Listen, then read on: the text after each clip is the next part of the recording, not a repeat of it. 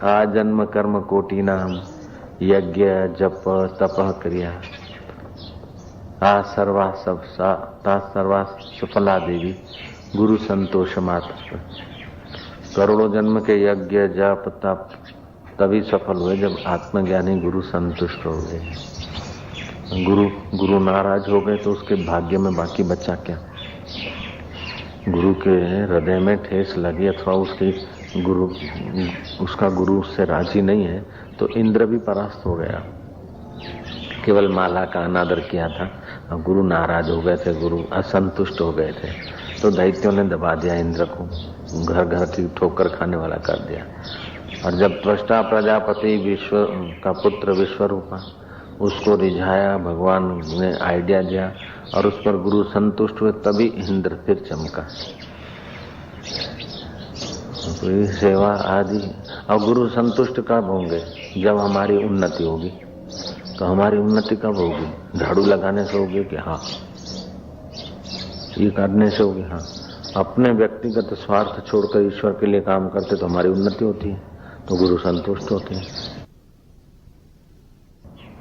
Officer को तो promotion की लालच रहती, प्रमोशन का बदला है संसार की सहूलत।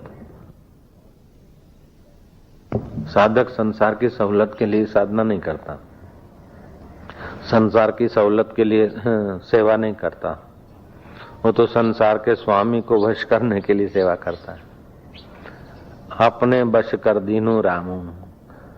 हनुमान ने ऐसा सेवा खोजा और ऐसा सेवा किया कि राम जी को वश कर दिया। कह हनुमंत प्रति उपकार करऊं का तोरा, सन्मुख हो न सके मुख मोरा। हनुमान जी मैं तुम्हारी सेवा का क्या प्रति उपकार करूं। राम जी भी लाचार हो जाते, हनुमान जी ने ऐसा सेवा किया। और ये तो तुमको विदित है कि एक बार सीता जी ने, भरत ने, लक्ष्मण जी ने, शत्रुघ्न ने सारी सेवा अपने अपने जिम्मे कर दी, हनुमान को सेवा ही नहीं बची। तो राम जी ने कहा अच्छा जो इन्होंने नहीं खोजी हो वो ही करो। तो सब सेवा तो हनुमान की छीन ली गई थी, तो चुटकी बजाने की सेवा हनुमान ने खोज ली। और रात को कहाँ माता जी सेवा करती हो चरण चंपी, तो उनके सामने बैठना पति पत्नी के बीच ये तो असंभव है सेवक का। तो प्रभु को तो कभी भी जमाई आ सकती। तो छत पे चले गए हनुमान और चुटकी बजाना चालू कर दिया, तो राम जी का मुंह खुला रह गया। आखिर सीता जी, कौशल्या जी, भरत, शत्रुघ्न इकट्ठे हुए। क्या हो गया ठाकुर जी को पता नहीं चला। वशिष्ठ महाराज आए, देखा कि सब है, उनका सेवक कहाँ है?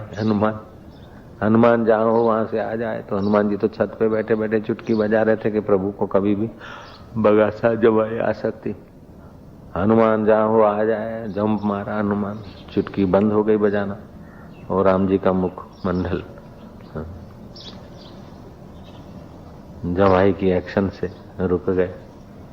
बोले ऐसा क्या हो गया था प्रभु? बोले वो सेवक बजा रहा था, जमाई ना आ जाए, और चुटकी बजा रहा था तो उसकी चुटकी चालू, तो फिर एक जमाई भी चालू रखनी पड़े। अपने बश कर दीनो राम। तो ये हनुमान ने कोई राम जी को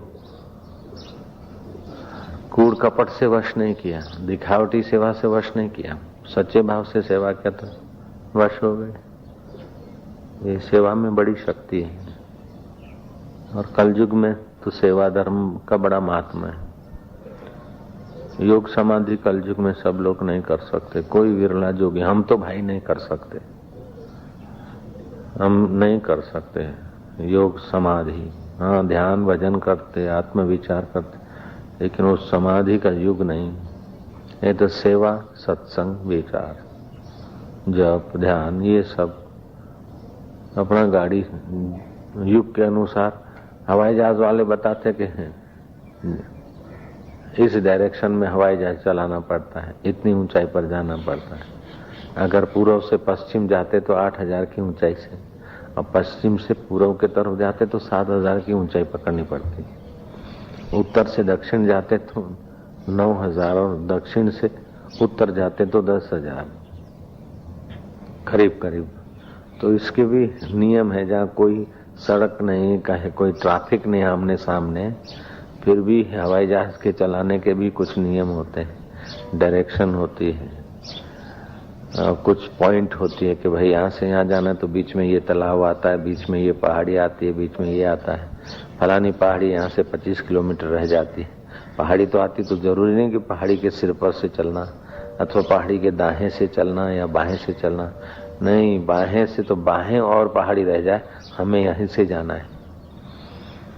नक्शे में बताया दाएं और पहाड़ी रहेगी और 25 किलोमीटर दूर रहेगी। तो बड़ौदा, इंदौर से बड़ौदा हवाई जहाज चलेगा तो पावागढ़ की पहाड़ी 25 किलोमीटर दूर ही रखकर वो इस ढंग से चलेगा अंदाजन।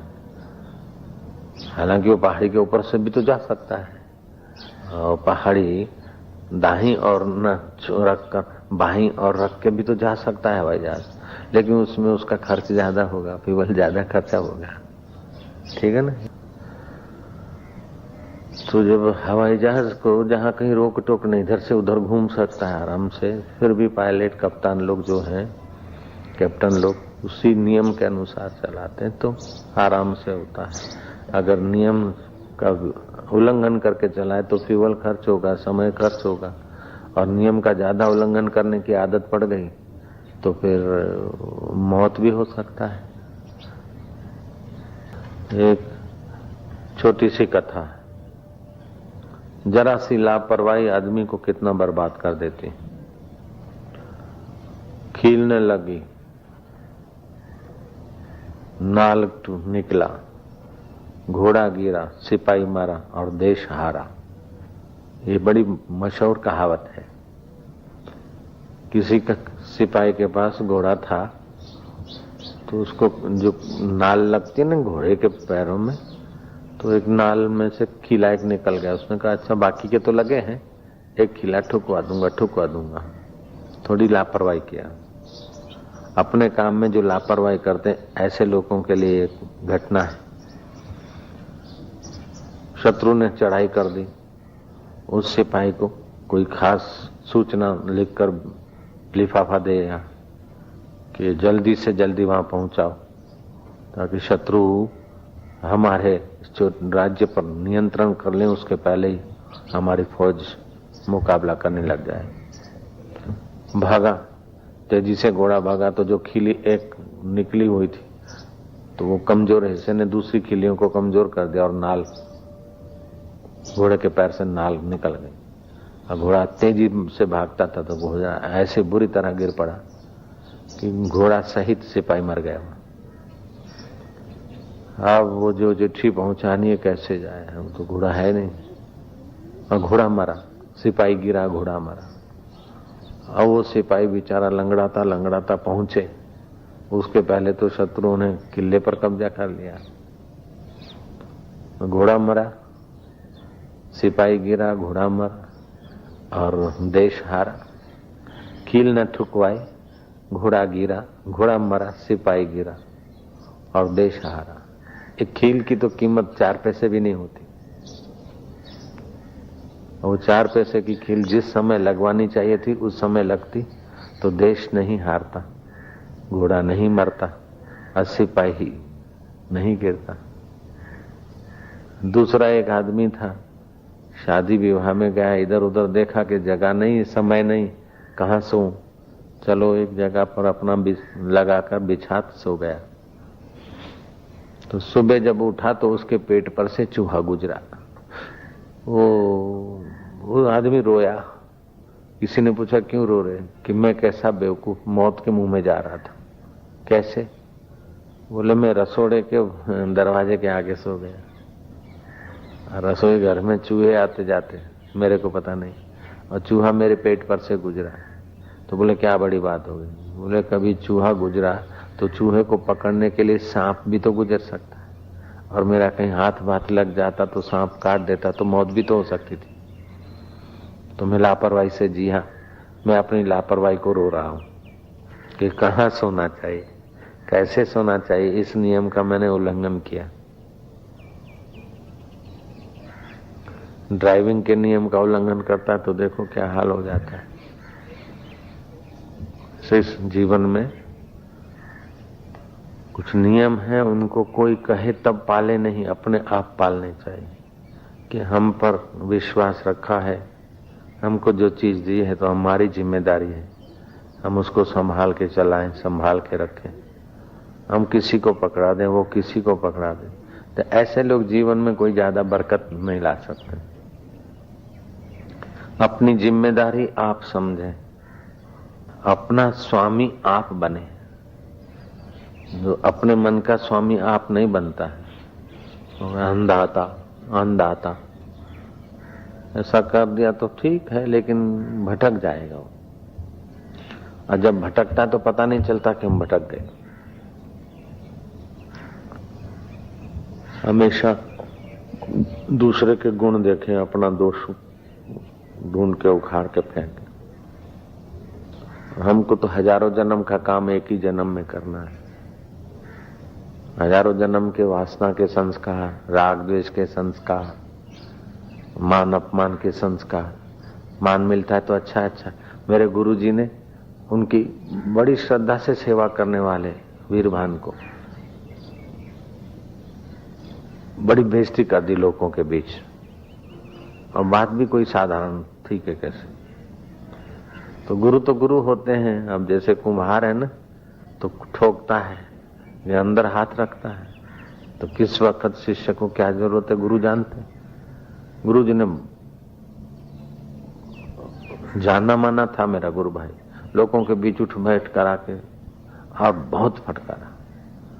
समय आया जब गुरु प्रसन्न थे तो बोले, गुरु जी उस दिन तो बहुत आपने, और अकेले में मेरे को फटकारते या थोड़ा उठ बैठ कराते, तो बोले वाह भाई लोगों के बीच होती है तो अकेले में फटकार का क्या कीमत। जयराम जी की वाह भाई लोगों के बीच होती है तो बूंदना भर जाता है आम का। तो गलती होती है तो फिर लोगों के बीच फटकारते तब ध्यान रहता, नहीं तो खड़िया पलटन जैसा। चलो गुरुजी ने कह दिया, माफी मांग ली, कान पकड़ लिया, जरा सा कर दिया और रूटीन हो गया। चलो भूल हो जाएगी, माफी मांग लेंगे, भूल हो जाएगी, ये कर लेंगे। ये सब थोड़े कि गुरु की उदारता हो गई तो अपन भूल करते रहो, कान पकड़ लिए, जरा दंड बैठक कर ली, जरा फटकार सह ली। ऐसा नकट्टा होने के लिए नहीं कह रहे। गुरु जब सजा देते हैं तो उसका मतलब है कि हम कितने अपने कार्य से, अपने कर्तव्य से कितने गिर गए, गुरु को सजा देनी पड़ती है, फटकारना पड़ता है। तो सावधान होने के लिए फटकार, ऐसा व्यवहार करे कि फटकार न मिले।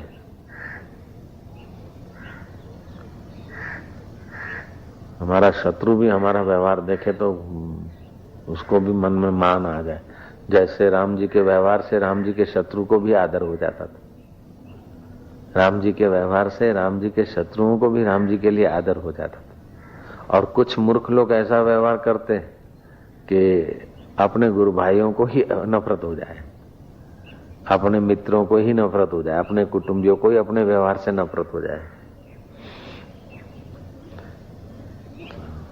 अपने व्यवहार से अपने स्नेही को, अपने मित्रों को, अपने कुटुंबियों को, अपने गुरु भाइयों को नफरत हो जाए। कुछ ऐसे बेवकूफ लोग होते और कुछ ऐसे बुद्धिमान होते हैं कि अपने व्यवहार से अपने तो खुश होते हैं, लेकिन जो अपने निंदक हैं उनका भी दिल झुक जाता है। जैसे गांधी जी का ऐसा व्यवहार था कि गांधी जी के क्रिटिसाइज लिखने वाले अखबार भी उनकी प्रशंसा लिखे बिना नहीं रहते थे। राम जी का ऐसा स्वभाव कि रावण मरते समय भी उनकी प्रशंसा किए बिना नहीं जा रहा है। तभी तो वो श्री राम है, मेरा उनके चरणों में प्रणाम है। लक्ष्मण ने कहा कि राम जी आंसू बहा रहे हैं तुम्हारे इस भूमंडल से जाने पर। राम जी कह रहे हैं बड़ा योद्धा एक संसार से जा रहा है, पर स्त्री हरण जैसा एक अपराध है, बाकी उसमें बहुत सारे गुण हैं। राम जी ऐसा विचार करके आंसू बहा रहे हैं। लक्ष्मण ने जाकर कहा तो वो दशासन कहता है शरीर की स्थिति तो लाचार थी, सिर कटे हुए थे, नाभि में बाण चुभे थे, अब मृत्यु की सांसें गिन रहा था। और कैसे उसने हाथ घसीट के कैसे मिलाए होंगे, कैसे हाथ जोड़े होंगे, तो वो तो रणवीर जाने। उस वीर ने हाथ जोड़े रावण ने। बोले बाबू वो तो दुष्ट था, फिर भी आप वीर वीर कर रहे हैं। अरे राम जी कह रहे हैं, हमने कह दिया तो क्या है। राम जी कह रहे हैं एक वीर धरती से जा रहा है, योद्धा जा रहा है, बहुत सारे उसमें गुण थे। तो राम जी को शत्रु के भी गुण दिखते थे, तो शत्रु को भी मजबूर होकर राम जी के गुणों पर नजर उसकी पड़ी जाती। अपने व्यवहार से शत्रु को भी शत्रु पर विजय पाने का क्या तरीका है कि उसको मार दें, उसकी निंदा करें तो विजय पाया? नहीं, उससे तो शत्रु पुष्ट हो जाएगा। उसकी निंदा करोगे तो उसकी शत्रुता पुष्ट हो जाएगी और आपके अंतःकरण में उसकी शत्रुता गहरी हो जाएगी। शत्रु नष्ट कैसे होता है कि उसको मार डाला, गोली मार दिया अथवा विश्वासघात करके उसको मार दिया तो शत्रु नष्ट होगा? नहीं, दूसरे जन्म में सवाया बदला लेगा। तो शत्रु नष्ट कैसे हो? शत्रु नष्ट कैसे हो? युधिष्ठिर और राम जी के व्यवहार जैसे। युधिष्ठिर शत्रु के दोषों को ध्यान में नहीं रखते, उनके गुणों पर नजर रखते, और अपने शत्रु के प्रति भी श्री रामचंद्र जी या युधिष्ठिर कभी कटु वचन नहीं बोलते थे। दुर्योधन को युधिष्ठिर महाराज सूर्योधन कहते थे, हालांकि उसका नाम था दुर्योधन, युधिष्ठिर उनको सूर्योधन कहते थे।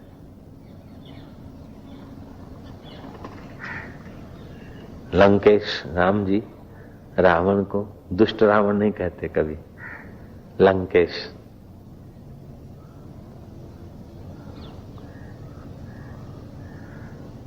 तो कभी भी अपने शत्रु के प्रति भी क्रूर वचन, कटु वचन नहीं बोलने चाहिए। वाणी ऐसी बोलिए जो मनवा शीतल होए, औरन को शीतल करे आप ही शीतल हो। तोछड़ा व्यवहार करने से, तो तोछड़ा व्यवहार, तोछड़ी वाणी अपना करा कराया सब चौपट कर देती और उससे तंदुरुस्ती भी खराब हो जाती है। जब हम कटु वाणी बोलते हैं ना तो हमारे रक्त के कण खराब हो जाते हैं और बार बार बीमार हो जाएंगे हम लोग। मधुर वाणी और मधुर मन से हमारे रक्त के कण भी सुंदर सुहावने होते हैं, आरोग्यता में मदद मिलती है। जो आदमी हंसमुख है, प्रसन्न चित्त है, मधुर भाषी, वो ज्यादा बीमार नहीं होगा। और जो कटु भाषी है, जरा जरा बात में भड़क जाएगा, वो आदमी आपको बीमार मिलेगा। जांच करके देखिए। तो हम लोगों को स्वभाव बदलने पर भी ध्यान देना चाहिए। तोछड़ा स्वभाव, मूल में दो चार व्यक्ति तोछड़े होते हैं ना तो फिर पूरा नीचे का वातावरण तोछड़ा हो जाता है। लेकिन ऐसा नहीं होना चाहिए, किसी का भी दोष हम में ना आए। हमारा गुण चाहे कोई ले ले, लेकिन हमारे में किसी का दोष ना आए, ये हमारी जिम्मेदारी, सावधानी। मेरे गुरुदेव ने गुलाब का फूल दिखाया मेरे को, बोले जाओ इसको दुकान पर रखो, करियाने की दुकान पर, आटे पर, दाल पर, चावल पर, गुड़ पर, घी पर, सब जगह रखो। फिर लाकर गटर पे रखो, फिर सब्जी मंडी में ले जाओ, अलग अलग सब्जियों पे रखो, और बाद में गुलाब के फूल को सूंघोगे तो सुगंध किसकी आएगी? मैं क्या गुरुजी गुलाब की ही आएगी। ऐसे ही तू गुलाब होकर महक तुझे जमाना जाने। गुलाब किसी की बू नहीं लेता, अपनी सुगंध देता है। ऐसे ही मनुष्य को अपनी सुगंध, साधना की सुगंध, सेवा की सुगंध, सदाचार की सुगंध, ईश्वर प्रीति की सुगंध, गुरु भक्ति की सुगंध महकाना चाहिए। दूसरों की निगुरापने की या और कोई दोष दृष्टि की या निंदकों की या औरों की बातों को सुनकर अथवा सोचकर अपनी सुगंध बिगाड़ना नहीं चाहिए। नारायण नारायण नारायण, तू गुलाब होकर महक तुझे जमाना जाने, ऐसा मन को रोज कहा करो। पिस्तौल बंदूक से रक्षा नहीं होती, सदाचार के विचारों से ही अपने चित्त की रक्षा होती। मान पचाने की भी शक्ति होनी चाहिए, अपमान पचाने की भी शक्ति होनी चाहिए, अपना दोष निकाल के उखाड़ के फेंकने की भी शक्ति होनी चाहिए। तो दूसरे के दोष भी निकालने में वो समर्थ हो जाएगा, वो गुरु बन जाएगा। अपने मन का एक बार स्वामी हो जाए तो दुनिया का स्वामी हो जाएगा। अपना साक्षी आप है, निज मन माही विचार, नारायण जो खोटे उनको तुरंत निकाल। हमने अच्छा क्या किया उधर हम अगर देखते रहेंगे तो हमारी उन्नति नहीं होगी। हम इससे भी बढ़िया कर सकते कि नहीं कर सकते? अच्छा, और हमारी गलतियां कौन सी है? एक शिष्य ने बड़ी सुंदर आकृति गुरुजी को दिखाई पास करने को कि चित्र कैसा मैंने आकृति की। गुरुजी ने देखा कि मैं भी ऐसा चित्र नहीं खींच सकता। तुम बहुत सुंदर, शाबाश। वो शिष्य रोने लगा। गुरु ने बोला क्यों रोता है? बोले अब मेरे उन्नति का मार्ग रुक गया। मेरी गलती बताने वाले गुरुदेव भी मेरी प्रशंसा कर देंगे कमी कहाँ है? जो गुरु हमारी कमी ढूंढकर निकालने के लिए हमें हमारी कमियों पर नजर रखते हैं, वही हमारी उन्नति कर सकते हैं। अब वो कमियों पर नजर रखने वाले हमारी प्रशंसा कर रहे हैं, तो हमारे गुणों पर नजर डालकर प्रशंसा करेंगे तो हम कमियां कहां से निकलवाएंगे? तो गुरु बनना कोई मजाक की बात नहीं है। वाहवाही करके मस्का मारकर अपने को बड़ा कहला देना अलग बात है, लेकिन बड़ी जिम्मेदारी है गुरुदेव की, बहुत जिम्मेदारी।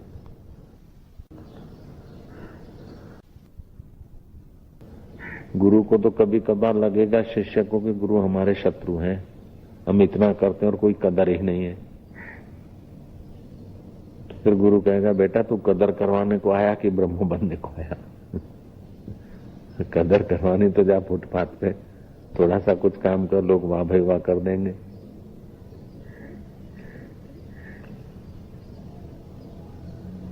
गुरु कदर क्या करते हैं? गुरु जी तो ऐसी कदर करते कि करोड़ों जन्म के माता पिता और मित्र नहीं कर पाएंगे, ऐसी कदर करते कि हमको ब्रह्म देखना चाहते, हमारे लिए ब्रह्म सोचते, ब्रह्म हो जाए जो वास्तविक में मुक्त हो जाए, दोबारा किसी गर्भ में न पड़े। ऐसी बड़ी कदर और कोई दुनिया में कर ही नहीं सकता। गुरु जितनी कदर करते हैं और जहां पहुंचाना चाहते हैं ऐसा तो दूसरा सोच भी नहीं सकता, क्योंकि ऐसा ब्रह्म स्वरूप ईश्वर तो दूसरे ने देखा ही नहीं तो क्या सोचेगा उसके लिए? वो महात्मा का एक शिष्य बन गया राजकुमार। चलो बेटा यात्रा करेंगे। यात्रा करते करते भिक्षा ले आए छोरा, राजकुमार साधु हो गया। अब छोरा भिक्षा ले आए और बूढ़े बाबा और छोरा खा लेते। एक बार थके मांदे थे, भिक्षा लाए, सो गए। जवान लड़के को नींद ज्यादा आती, बूढ़े को कम आती। वो बूढ़े बाबा जग गए तो देखा कि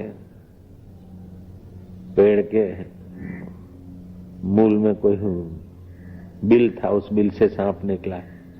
गुरु ने अपनी योगिक शक्ति से पूछा क्यों मेरे शिष्य की ओर जा रहा है? बोले मेरा अगले जन्म का शत्रु है, मैं इसके गले का खून पीऊंगा। गुरु ने उसे समझाया, बोले महाराज तुम कहोगे तो अभी तो चला जाऊंगा, लेकिन बदला लेने के लिए फिर विधाता इसको मेरी जगह पे तो भेजेगा ही। तो विधाता के लेख को मेख महाराज क्यों मारते? बोले अच्छा तो उसके पैर का कहीं का भी खून ले ले। बोले नहीं, इसने मेरे गले का खून लिया तो मैं इसके गले का खून लूंगा। महाराज ने कहा अच्छा मैं दे देता हूं। महाराज के पास चक्कू था, जरा उसकी धार तेज की और उस राजकुमार जो साधु बना था, राजकुमार साधु की छाती पर बैठे महाराज, और जरा सा गले का जहां की शर्त थी वहां का चेका मार के थोड़ा बड़ के पत्ते पर खून निकाला, सांप को दे दिया। सांप रवाना हो गया। गुरु ने हंसराज बूटी घोटकर बांध दी, हाथ घुमा दिया, संकल्प कर दिया गहरी नींद। और संध्या हो गई, सूर्यास्त हुआ। गुरु ने देखा कि अब यहाँ रहना खतरा है, शिष्य को जगाया। गुरु शिष्य चलने लगे। गुरु बार बार सोचते कि शिष्य कुछ पूछ ले कि गुरुजी मेरी छाती पे बैठे थे, मैंने देखा था, आपके हाथ में चक्कू था, आपने ऐसा क्यों किया, ये सब क्या बांधा है? गुरुजी सोच रहे कि अभी पूछेगा अभी पूछेगा। आखिर गुरुजी ने धैर्य छोड़ा, गुरु का धैर्य टूटा, ऐसा नहीं भाषा होती। गुरुजी ने धैर्य छोड़ा और पूछे कि बेटा तेरे को कुछ पूछना है? बोले नहीं। तेरे को कोई शंका है? बोले नहीं। मैं तेरी छाती पे बैठा था, मेरे हाथ में चक्कू था, उस समय तेरी आंख खुली थी, फिर आंख बंद कर दी। कि हाँ गुरुजी। एकाएक छाती पे वजन आया तो आंख खुली, फिर देखा कि गुरुजी मेरी छाती पे है और हाथ में चक्कू है। तो शायद गुरुजी कुछ भी करना चाहेंगे। करोड़ों जन्म ऐसे मर गए, मरने में चले गए तो एक जन्म ये और सही, लेकिन गुरुजी के हाथ से जो होगा वो कोई बुरा नहीं होगा। साधु ते होवे न कारज हानि। तो गुरुजी जब हमने नारियल अर्पण किया, उसका मतलब मैंने सिर अर्पण किया, 2 हाथ जोड़े और मत्था टेका, तो 5 कर्म इंद्रिय, 5 ज्ञान इंद्रिय और 11वां मन, ये तो सब गुरु के हवाले है। अब ये गुरु की चीज है, गुरु कैसे भी इसको काटे मारे है, ये तो गुरु की वस्तु हो गई। तो मैं कौन होता हूँ फरियाद करने वाला, और मैं कौन होता हूँ प्रश्न करने वाला। बस गुरु का संतोष पराकाष्ठा पे पहुंच गया। वहीं बैठे 2 वचन ज्ञान के सुनाए, उसको बोध हो गया, साक्षात्कार हो गया। गुरु के संतोष की पराकाष्ठा। थोड़ा बहुत संतोष तो हम कराते रहते हैं, लेकिन वो कराते कराते ऐसी अवस्था आ जाती कि बस गुरु का हृदय धुल पड़े, तभी ही साक्षात्कार होता है, नहीं तो नहीं होता।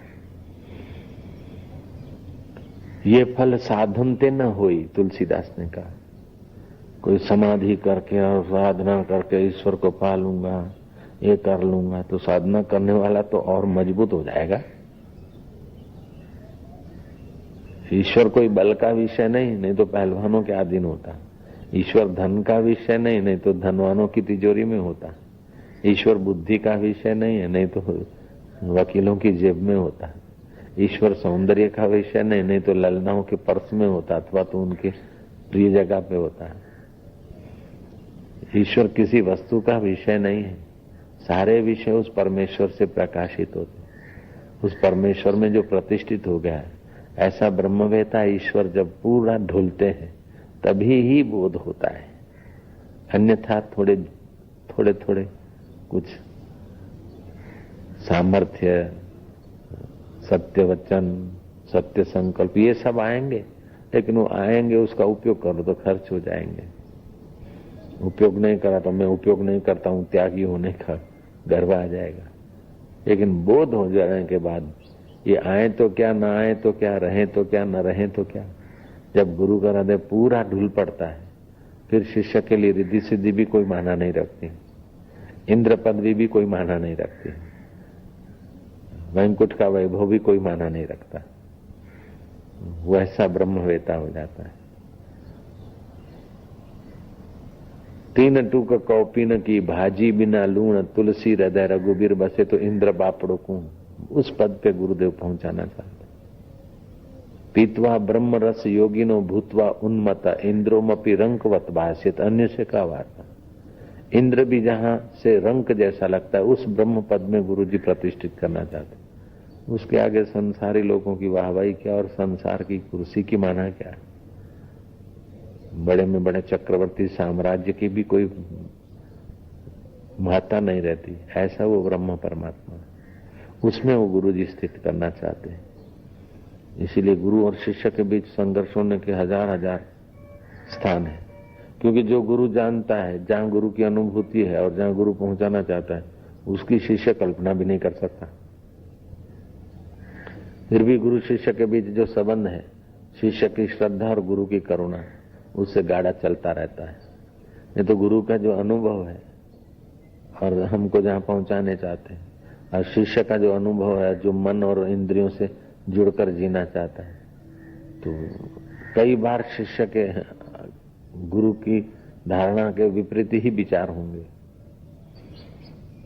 भी गुरु की करुणा है, चलाते रहते, और शिष्य की श्रद्धा है, चलो गुरु जी है ना, कह दिया, मेरे गुरुदेव ने कहा ना, चलो मेरे गुरुदेव है, मेरे तारणहार है, ऐसा सोचकर वो शिष्य अपना श्रद्धा के बल से चिपका रहता है और गुरु करुणा के बल से उसका हाथ पकड़े रहते हैं। रामकृष्ण परमहंस जैसे महापुरुष में बुद्धिमान समर्पित विवेकानंद की 7 बार अश्रद्धा हो गई, तो और जीवों की क्या बात। 7 बार वो विपरीत हो गए। कभी गुरु ने कृपा करके शंका समाधान कर दिया, कृपा करके पकड़ लिया हाथ, तो कभी विवेकानंद ने ईमानदारी से अपने हृदय की व्यथा सुनाई कि मेरे को तो ऐसा हो गया, आपके लिए अश्रद्धा हो गई, ये हो गया, वो हो गया। अच्छा, तो ये ऐसा है, अटपटा है, बड़ा अनोखा है रास्ता, अज्ञात रास्ता, किसी जन्म में नहीं चले। किसी जन्म में इस रास्ते से पूरे चले होते तो अभी ये जन्म ही नहीं होता, अभी ये शरीर ही नहीं होता, मुक्त हो जाते अपन लोग। इसी जन्म में जो चले हैं और मुक्त आत्मा है, ऐसे महापुरुष ही सद्गुरु हैं, और ऐसे सद्गुरुओं का सानिध्य ही जीवन का सार है।